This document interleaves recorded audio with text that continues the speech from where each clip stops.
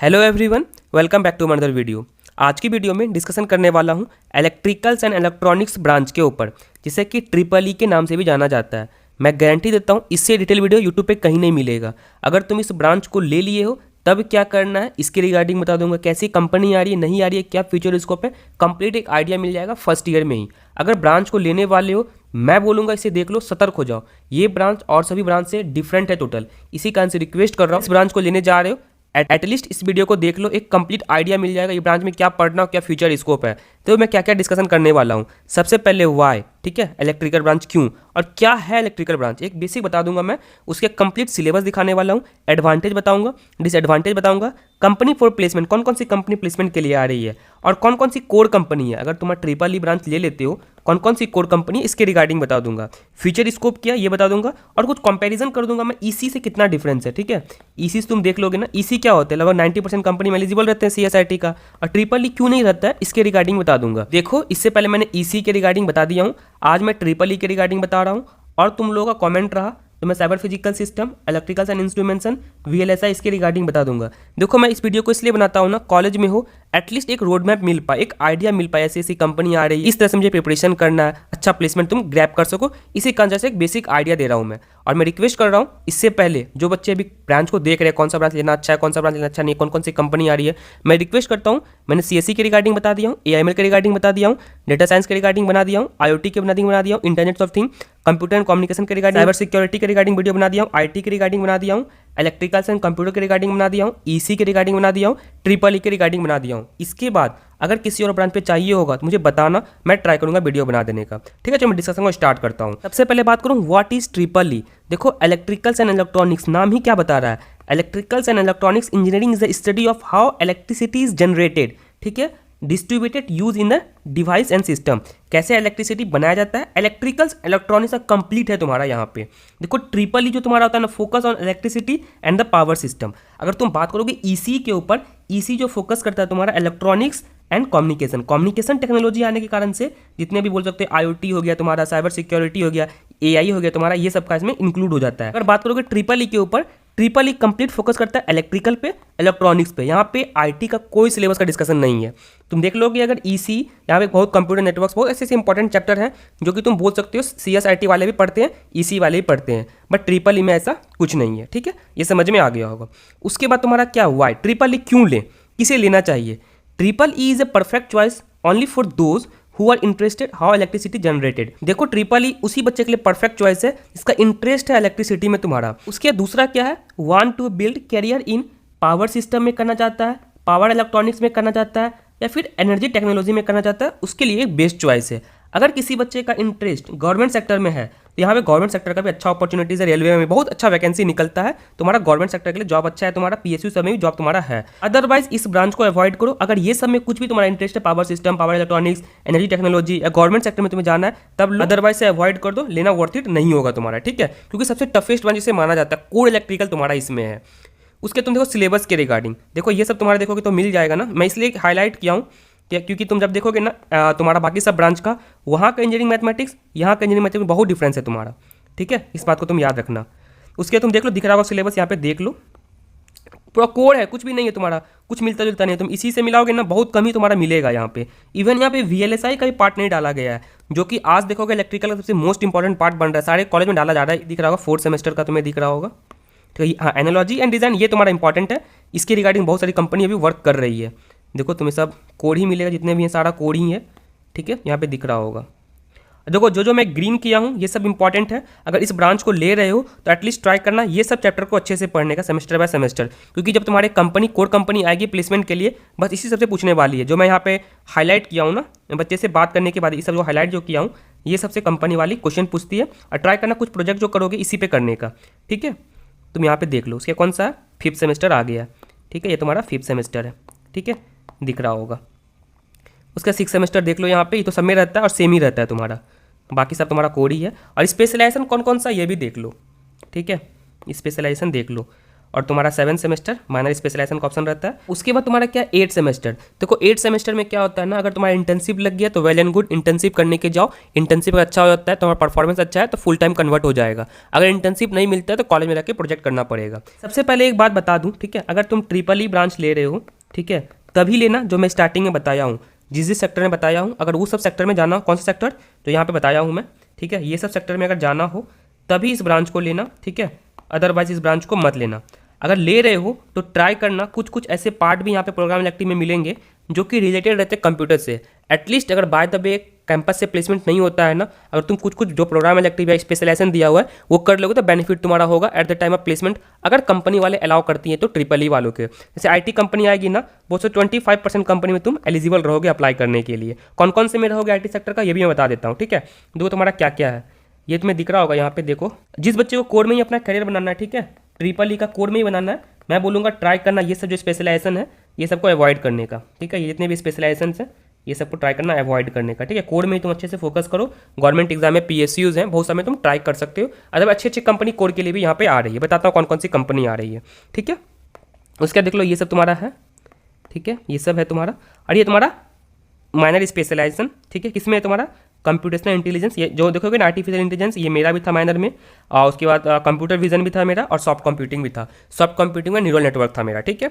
उसके बाकी सब यहाँ पे दिख रहा होगा, देख लो, ठीक है, वीडियो लंबा हो जाएगा, इसे तुम यहाँ पे देख लो। ये सब तुम्हारा है। ओपन इलेक्टिव का कोई नीड नहीं है, ये ओपन बुक होता है तो कोई इशू नहीं होने वाला है, अच्छा से यहाँ पे स्कोर कर लोगे। ये समझ में आ गया होगा। मैं और भी चीज़ देखा हूँ, ये सब भी मिलाया हूँ ना, ये देखोगे ना मेन CS IT EC सबसे थोड़ा डिफरेंस है। यहाँ पे टॉपिक भी ज़्यादा है और वो टॉपिक है जो कोर तुम बोल सकते हो। मैं पूरा कंप्लीट देखा हूँ, उस सारे बच्चे से बात किया हूँ, उसके बाद ही बता रहा हूँ, ठीक है। ये कोर सिलेबस है। अब बोलोगे तो मैं अपने व्हाट्सअप चैनल पर डाल दूंगा, व्हाट्सअप चैनल का लिंक डिस्क्रिप्शन में मिल जाएगा। पर्सनल कोई डाउट आएगा ना, ट्रैक करो इंस्टाग्राम पे आके मेरे से पूछ लेने का। उसके देखो एडवांटेज क्या है, इसका सबसे बड़ा एडवांटेज क्या है ना, डाइवर्स करियर ऑप्शन। तुम देख लोगे पावर सिस्टम में तुम बना सकते हो। आजकल पावर सिस्टम बहुत तेजी से ग्रो कर रहा है तुम्हारा। इलेक्ट्रॉनिक सर्किट तुम्हारा, ऑटोमेशन तुम्हारा, रिन्यूएबल एनर्जी, ये सब पे तुम्हारा वर्क कर रहा है। प्रेजेंट इनोवेशन देख लोगे ना, तुम्हारा कटिंग एज टेक्नोलॉजी हो गया लाइक स्मार्ट ग्रिड। उसके बाद तुम्हारा इलेक्ट्रिकल व्हीकल हो गया तुम्हारा। उसके help in improving technology and infrastructure world wide, contribute in sustainable and green technology. तुम देख लोगे ट्रिपल ई वाले जैसे पावर सिस्टम हो गया तुम्हारा, ये सब तुम बोल सकते हो ग्रीन टेक्नोलॉजी पे फिलहाल अभी वर्क अच्छे से कर रहे हैं। मे भी इसका अच्छा ग्रो होने का चांस है फ्यूचर में तुम्हारा, बट अभी तुम देख लोगे मार्केट में इसका बहुत कम जॉब है, ठीक है। उसके डिसएडवांटेज देखो, डिसएडवांटेज जानना बहुत इंपॉर्टेंट है, स्पेशली इस ब्रांच का, ठीक है। सबसे पहला पॉइंट क्या है, लिमिटेड करियर ऑप्शन। तुम करियर ऑप्शन देख लोगे ना, EC वालों का क्या होता है, कोड EC में भी कर सकता है, तुम्हारा कंप्यूटर में भी जा सकते हैं, ठीक है, ट्रिपल ई में भी आ सकते हैं। बट ट्रिपल ई वालों के लिए एक ही रहता है, electricals and electronics, toughest syllabus. मैं जितने से बात किया हूँ सबका एक ही रहता है सिलेबस, भैया इसका टफेस्ट है, क्योंकि यहाँ पे बच्चे का स्कोर बहुत कम होता है, ठीक है। कैंपस डिपेंडेंट, कैंपस डिपेंडेंट क्या मतलब है, अगर कैंपस से प्लेसमेंट हो गया, ठीक है, तो वेल एंड गुड। अगर कैंपस से प्लेसमेंट नहीं होता है, तुम्हारे पास और कोई ऑप्शन नहीं है, या फिर हायर स्टडी करना होगा या फिर तुम्हें कोई गवर्नमेंट एग्जाम का प्रिपरेशन करना होगा। इसी कारण से बोल रहा हूँ कैंपस डिपेंडेंट।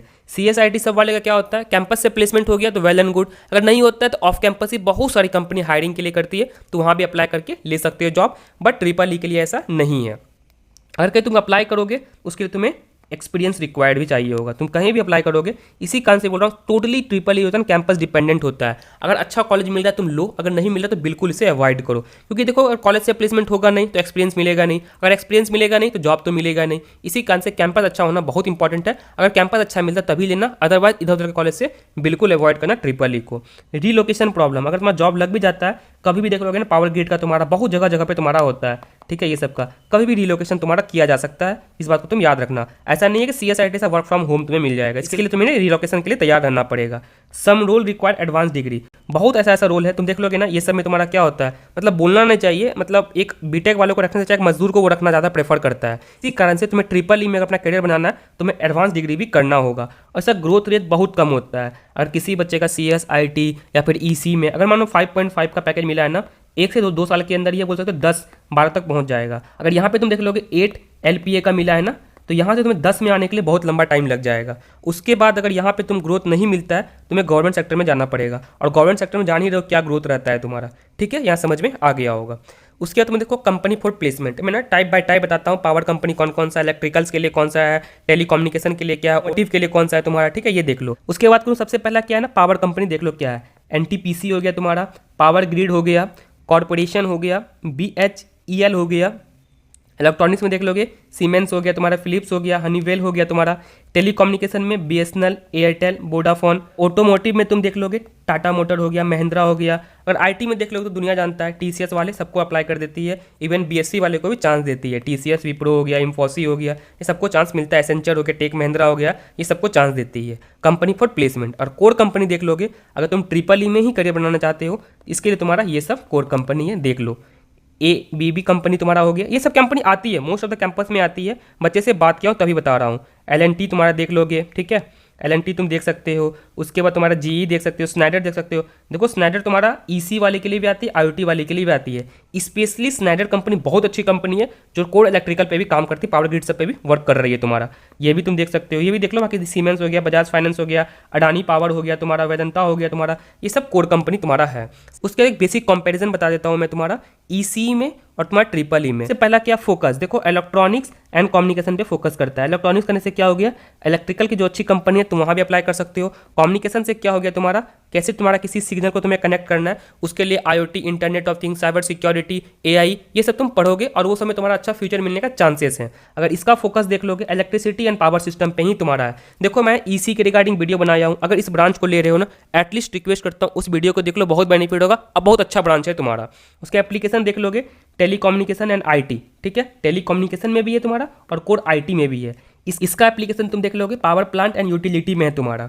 इसका कोड देख लोगे डिजिटल इलेक्ट्रॉनिक्स, डिजिटल समझ रहे हो, डिजिटल का मतलब है एक दूसरे को कनेक्ट करना, किसी सिस्टम से किसी को कनेक्ट करना, डिजिटल, उसके लिए IoT सब तुम्हारा टेक्नोलॉजी न्यू आ गया है। इसका तुम कोड देख लोगे इलेक्ट्रिकल एंड मैकेनिक्स पे पूरा कंप्लीट फोकस है तुम्हारा। इसका कैरियर तुम देख लोगे टेलीकम्युनिकेशन में भी है, सॉफ्टवेयर में भी है। इसका कैरियर तुम देख लोगे पावर में भी है, ऑटोमेशन में भी है।